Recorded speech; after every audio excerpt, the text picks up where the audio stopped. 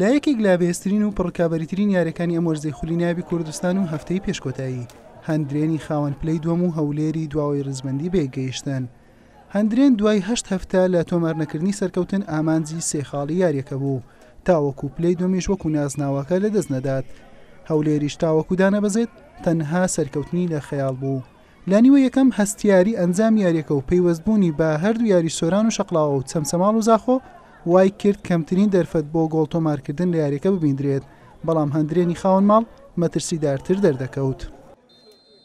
لە نیوەی دووەم یاریەکە ڕکابەرێکی بەهێزتری بەخۆیەوە بینی، هێرش بە هێرش ئاڵ و گۆڕ دەکرا، هەندرێن جارێکی دیکە مەترسیدارتر دەردەکەوت. لە گۆڵی هەولێر تەواو نزیک بوو. لە بەرامبەردا هەولێر وەڵامی بۆ هێرشەکانی خاوەن ماڵ هەبوو، لەم دەرفەتەش خەریک بوو بە گۆڵ بگات، نەیتوانی بیچنێتەوە. نەریمان بەرگەی لێدانە بەهێزەکانی هەولێری گرت و ڕێگای نەدا گۆڵی لەسەر تۆمار بکرێت.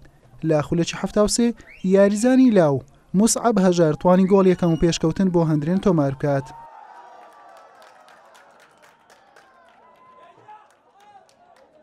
موسعەب خەریک بوو ئەسیستێکیش بکات، بەڵام ماجد ڕاشد سوودی لە دەرفەتە ئاسانەکە نەبینی. لەگەڵەوەی هەولێر دەرفەتی گۆڵی بۆ هەڵدەکەوت، بەڵام توانای یەکسانکردنەوەی ئەنجامی یاریەکەی نەبوو. لە خولەکی 91 ئەحمەد سەلاح لەیانەی هەندرێن دووەم کارتی زەردی بەڕوو بەرزکرایە و بە کارتی سوورکرایە دەرەوە.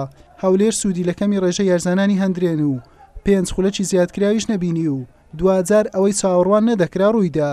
هەولێر تووشی شکست هات، بە فەرمی لە خولی نایەب دابەزی، بەبێ لێدوانیش یاریگایان جێهێشت. تقریبا پێش 6 گەمەی ڕابردوو ئەدای فەریقەما وەک پێویست نەبوو و لەو خەلالانەی کە توش بوو لە فەریقمان وەما کرد سەدارە لە دەست بدەین و دەورێکەش بۆ بەشی سیروان نوێ.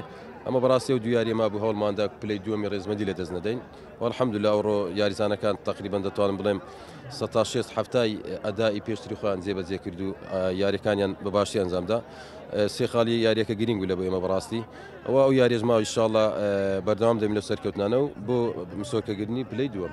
وەڵاهی بەداخەوە ئەوەی ئەو ڕوودیتمان ناخۆشتن ڕۆژەکانەوە هۆکارەکەش نەبوونی و ڕوحیەتە لە فەریقەی ئەو فەریقە ڕوحیەتە تێدا نەبوو. دووەم هۆکاری گۆڕنی پێنجڕاهێنەر و سەرپەرشتیار و نەبوونی هاوکار و تەبای برایەتی بەڕاستی بەس برایەت لە فەریقەیدا نەبوو.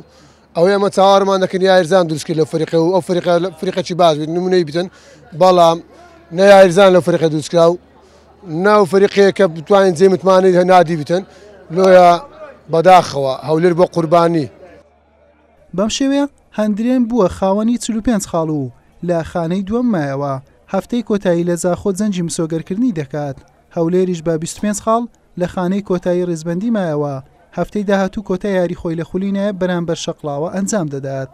یانی هەندرێن دوای 8 هەفتە لەسەر نەکەوتن ئەمڕۆ توانی سەرکەوتن بەسەر هەولێری هاوشاری تۆمار بکات و هەولێریش دوای 17 وەرز یاریکردن لە خولی نایەبی کوردستان و خاوەنی سێنازنا و بۆ یەکەم جار بۆ خولی پلەیەکی کوردستان دابەزی.